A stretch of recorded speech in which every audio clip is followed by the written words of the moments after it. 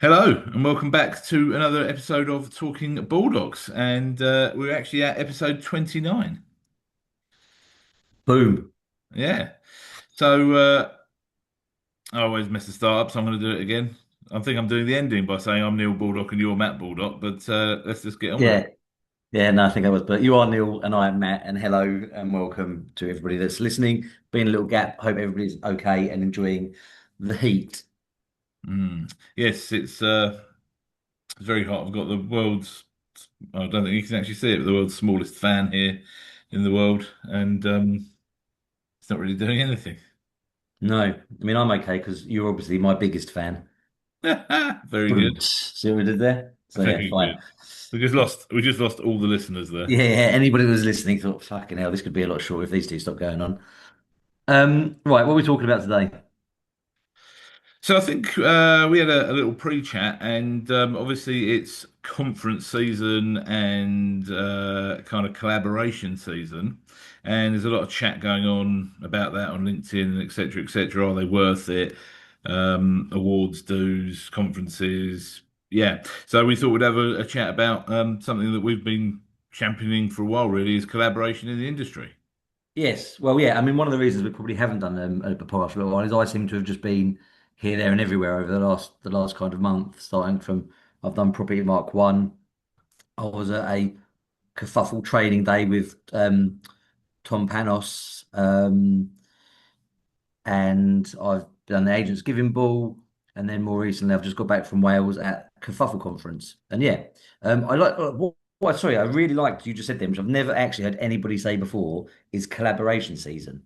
Um, and that's almost, I wish you'd almost ended it with that because that's a great one, which we'll come back onto. But yeah, it's that time. And yeah, Facebook and LinkedIn is already starting with people pissing and moaning, oh, awards are this, awards are nonsense. It's weird because actually it's been conferences rather than awards. I mean, don't get me wrong, Kerfuffle do an awards at the end, and the Agents Giving Ball they do an awards, but I mean you can't moan about the Agents Giving one because that is for people that have raised phenomenal money for very good causes. But I do think some people get confused between a conference and an award.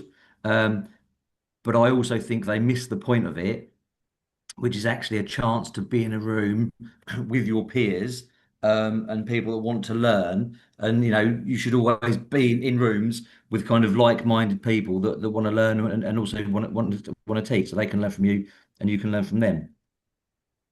Yeah, definitely. I mean, I think the thing is, there's no point.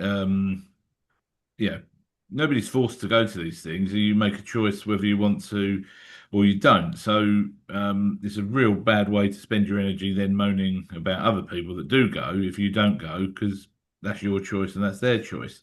But I think the other side of it is it's if you are going to go, like don't go if you're going to hate going, but go with an open mind about meeting people, learning, and then importantly is actually implement some of those learnings when you get back, because otherwise you're just spending an inordinate amount of time. An inordinate, I think I said that wrong. An You did, inordinate yeah. amount of time. Going to these things for no reason. So, Yeah. yeah, it's as I say, it's kind of personal choice, but I think you can get a lot of value out of being in rooms with other people that are running the same type of business as you, as well as actually people that are running different types of businesses. Agreed. If we start with, let's kind of maybe go through them. Like let's start with conferences and then move on to awards because they both have. I mean, I think they both have similar benefits, but also they may be. I think the awards are probably slightly more contentious. But on the conference season start of things, I mean, there are literally paid speakers. It is conferences are the point is to learn, right? So, these conferences pay for speakers to come, and educate you. I think Property Mark. Well, Property Mark was hilarious, right? Because that was actually quite contentious because they had what's her name? Angela Uh, Rayner. Angela Rayner. Yeah, I mean actually they had Karen Brady as well, so a lot of West Ham fans weren't happy. But Angela Rayner. So on LinkedIn, everybody's like, "I'm not going. I'm not going." Da, da, da.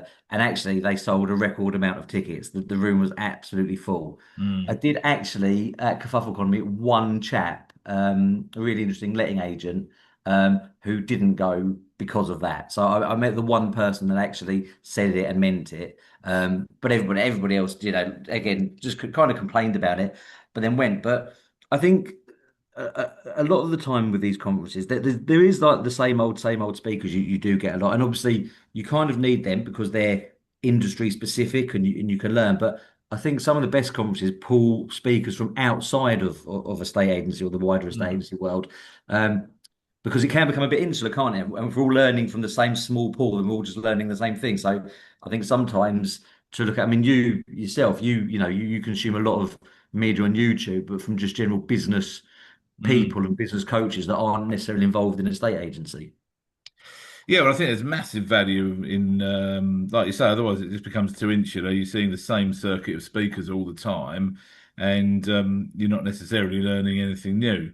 Um, so I definitely think there's massive value in looking to outside industries as well as your own. Yeah.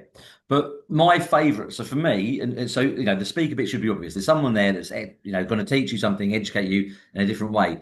For me personally, the biggest bit I get out of all the conferences is the coffee break. I'm going to say coffee because everyone who knows me will be beer, but the kind of the coffee breaks when people are popping out for cigarettes and I don't smoke, but you still just go out with them um and just that kind of accidental networking, if you like. You meet people you've only ever seen on LinkedIn.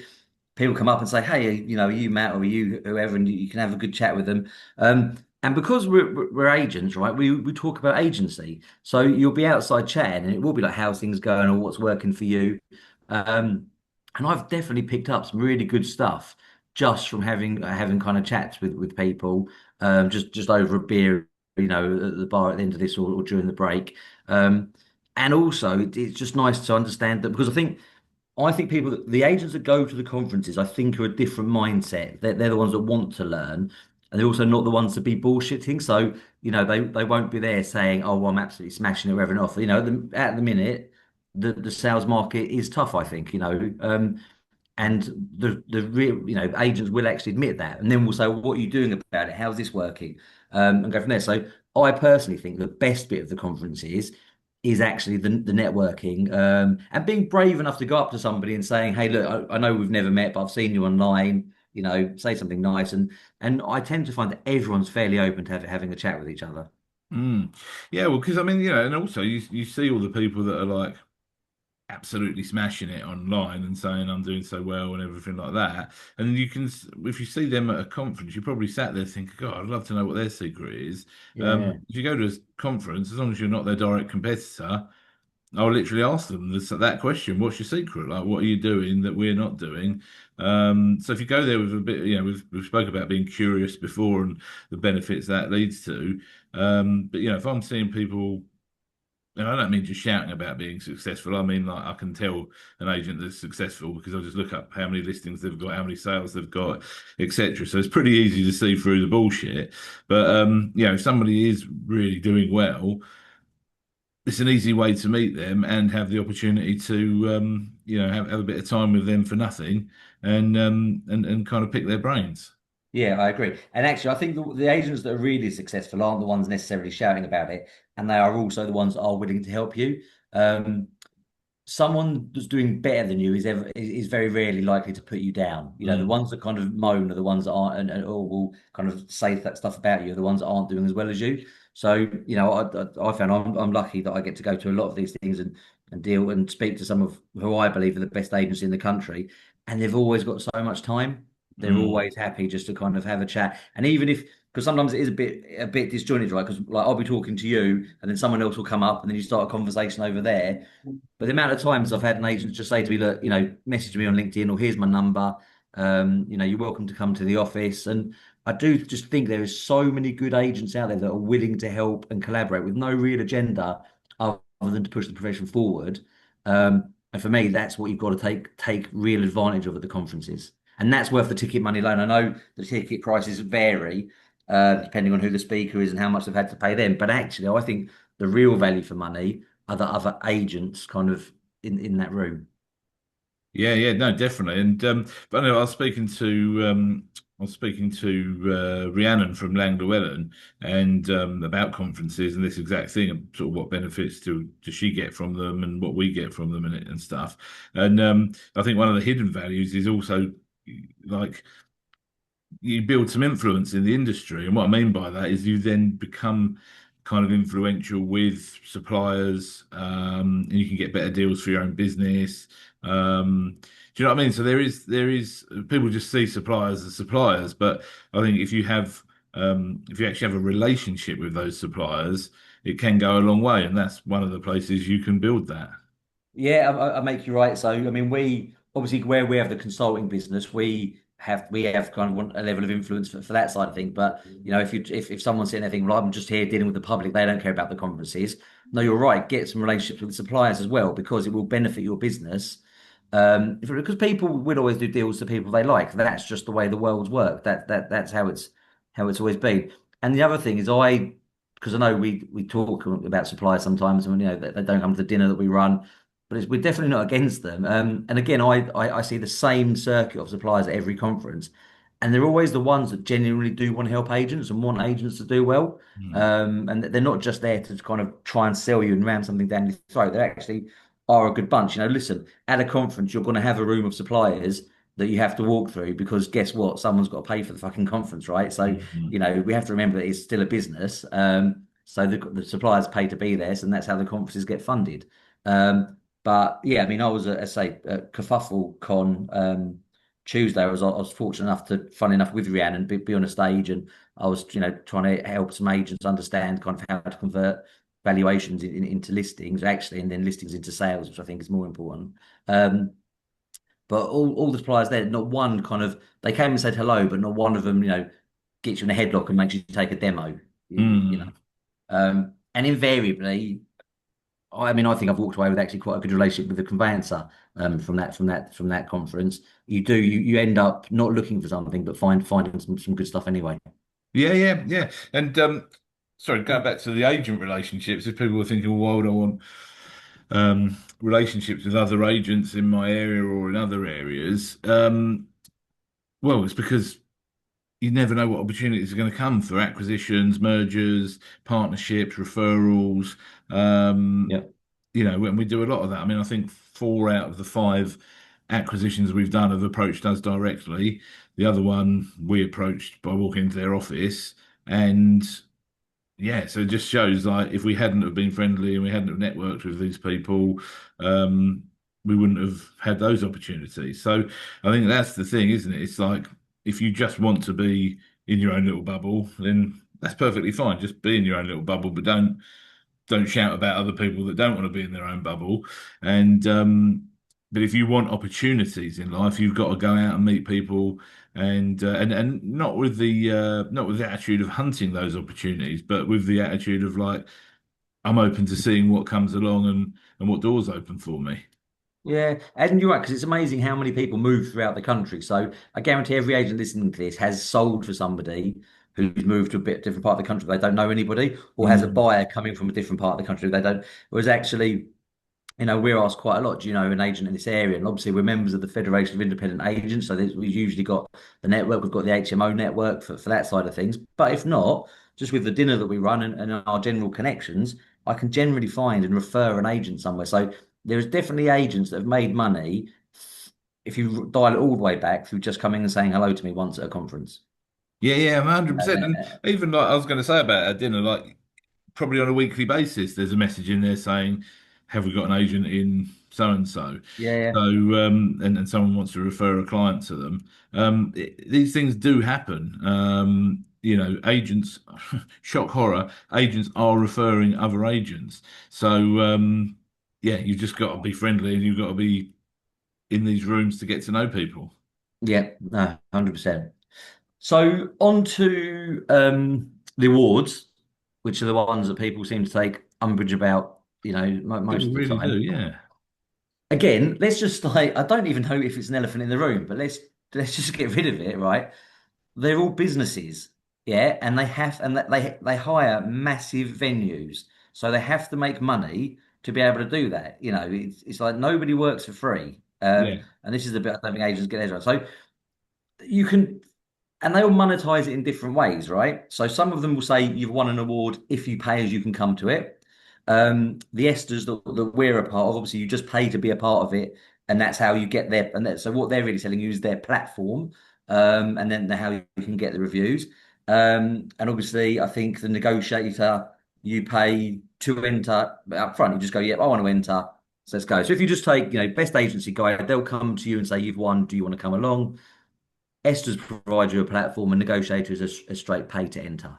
Um, and for me, that's absolutely fine because as you said earlier, right? If you want to do it, do it, and if you don't want to do it, don't. Don't do it. Yeah. Um, Now, again, if you win one of these awards, I would suggest you should market the fuck out of it, right? And everyone goes, "Oh, the public don't really care." Well, number one, it depends how well you market it. But for me personally, when we do the Esters, we use it really for the team as much as anything, right? So we incentivize the team to get the reviews, and whoever really contributes gets to come to the awards. And it's a really good celebration, not just me and Neil getting to go up and get an award. It's actually for the team. If you've contributed, you get a day out of the office, you get a night out paid for. Um, and actually, I think that's as important as anything, really. Yeah, I agree. And look, the thing is, the reality is, awards in any sector are all the same. So, Yep. yeah, like you said, there's various ways to enter each one or how you're entered, etc. But that's not exclusive to a state agency. Like that happens in every industry, and even the big newspapers used to do it with the Times Awards and all kinds of stuff. So, yeah, it's just like one of those things. That is how awards work, and then you choose which ones you want to enter, and you choose which ones motivate you, your team, which ones you think are going to be of the most benefit to your business. Um, but yeah, if you don't enter something, you do not have the right to then start slating people who have entered and who have won. Because if you'd have wanted to compete with those people, then you should have sat at the table, essentially. You should have entered it. And to say, oh, well, I didn't want to pay for that is okay, fair enough. But then, you don't expect a seller to, you don't expect to sell someone's house for free because they didn't want to pay for it. It's just like with everything. So, yeah, choose what you're interested in, I choose what think, you think is good for your business. yeah, and much like we say, you should never slag off another competitor. I think you just do sound bitter. I think there's a bit of jealousy and envy. I think there's people out there that kind of wish they went and they don't either because they're not invited, they don't have the funds to do it, or they're actually scared, they're nervous to go, which I do empathize with, right? But I sometimes think rather than admitting, oh, I'm nervous to go to this because it's new, they just stay at home and write some shit on LinkedIn instead, which just isn't a good look. So much like you shouldn't sit in someone's living room and slag off a competitor, it's just not good. We've talked about collaboration. You're Hmm. not putting the best version of you out to the world by moaning about something. I mean, look, we don't do the best agency guide, but when people say they've won it, I mean, I am cynical about that in for different reasons. But I either hit like or I scroll on, and Yeah. that's just all you have to do. If it's somebody I know and they've done something well, great. You're happy. I just find it weird not to be happy for other people. So yeah, fantastic. You're really happy about that, so I'm really happy you're happy. Or you just kind of scroll on. There is there's so much stress in life that I think if you've got time to sit there and start typing about awards, I'm not sure you're concentrating on the right things in life. Hmm. No, agreed. But the second part of it is again, same with the what are the other things called? Awards and Conferences. what's conferences, sorry. Um, My favourite bit, again, is the bit where you kind of just, the awards are great, but I like the bit at the bar or the bit outside, meeting and kind of getting with the other agents and speaking to them, and I think a lot of agents see the pictures, see the selfies, and wish they were part of that. So, and a bit of a shameless plug, but I think that was a key reason that we created the estate agency dinner. Yeah. Yeah. So Well, if we wanted people to be able to collaborate without any agenda, didn't we? exactly, and without the huge cost. So for less than 70 quid, you can come and have a three-course meal in London. I appreciate you may have travel on top of that, but that's to everything. But we just kind of what we want to do is, an awards do or a conference can be an all-day event. we've condensed that into really about 3 hours of what I believe is the best bit of those, which is just meeting other agents, sitting Mm. down and having a chat. So if agents are saying, oh, I'd love to go to these awards, but I don't have the finances for that ticket, or I can't afford for a full day out of the office. If you want a really condensed version of the best bits, I really do think people should come across to the dinner.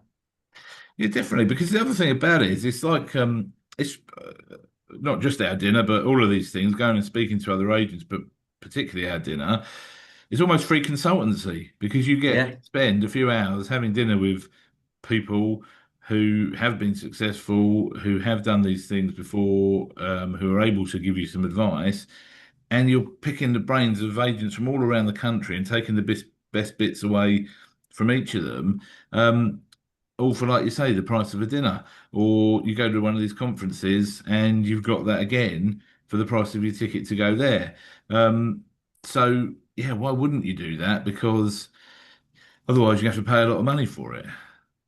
yeah, exactly, exactly. And So also, on sorry, that, just to say, that's that. There's been so many cases of helping. I mean, just this week, I've been helping an agent who's struggling a little bit financially, and I've been able to introduce them to some finance brokers and things like that. So that would never have happened if we'd not met at things. And yeah, there's other cases that happen all the time, similar things. People ringing us up saying, "Look, I've got this problem in my business. What do you think I can do?" And they get some help. So it's about getting yourself some help as well, but by knowing more people. most definitely. I mean, listen, we've both got genuine friendships out of this, and I know the dinner particularly. I can tell I know about 3 or 4 people who've got really good friendships now because they met at our dinner. Mm, mm. And yeah, I know people now, actually in agency and in the supplier world. If I've got an issue, business or personal, I can pick up the phone and kind of say, look, and you can just have a chat, or do you want to grab a beer and talk things over? So, yeah, I don't think knowing more people will ever do you any harm. And be it the conference, be it the awards, or be it the dinner, I would suggest the best bit is going and actually shaking someone's hand, and saying, "Hey, how are you?" Really, big fan. Seeing what you've been saying, and just having a chat, and you will find everybody really welcoming and willing to talk to you. Definitely, definitely. Cool. All right. Well, listen. So the next dinner, while we're on that, is on the 16th of July at Marble Arch in London. We have a few tickets left, so message me or Neil if you'd like to come to that. Failing that, the next dinner will be in September, and then the last one of the year will be in November. So you've actually only got 3 chances to come along. So I actually think if you are nervous about a conference or an awards do, the dinner is a soft way to kind of get into that. It's like almost like a practice run of meeting people. So please do give us a shout. But yes, on that, I have been Matt Baldock. He is, Neil Baldock. and we've been talking Bulldogs. See you next time.